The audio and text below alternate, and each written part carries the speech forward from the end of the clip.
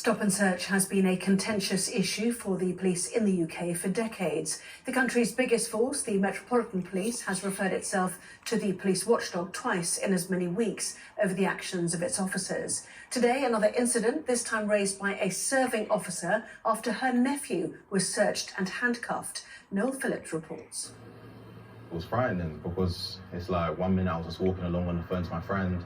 The next minute I had my arms just being held behind my back and police cuffs were just being put on me, and I just didn't know what to do. Like, I was shook, I was scared. Yeah, it was crazy now that I think about it. This is 19-year-old Ruben's wrist after being placed in handcuffs following that stop and search on Monday afternoon in Croydon, South London. A Section 60 order which allowed police to search anyone was in place, but Ruben believes he was deliberately targeted. He says officers told him he was being detained for a drug search, but instead they were searching for weapons and found nothing. I feel like I was targeted and stopped because of my skin colour, and I feel like the excessive approach that they adopted was because of my skin colour. They think that black people are just criminals, but two of my relatives work in the police and they're black. The incident has left Ruben's family angry. His aunt Janet, who is a detective sergeant with the Metropolitan Police, has taken the unusual step in speaking out as a serving officer. She's worried about her nephew's ordeal, which highlights the fears in the black community when it comes to racial profiling.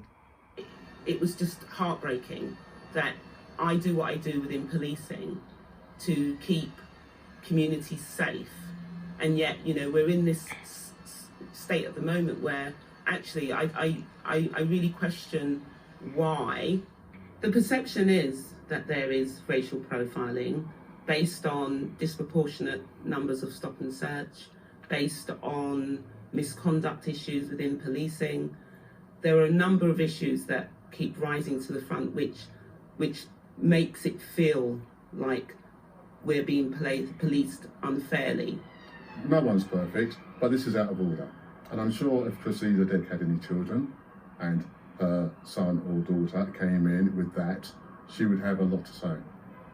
In response to the incident, the Met Police has told us officers understand that their actions will be scrutinised as they go about their work, and that the public have the right to hold them to account where appropriate. But for this family, they are hoping now for a change in policing practices to avoid anyone else going through what they have. Noel Phillips, Sky News in South London.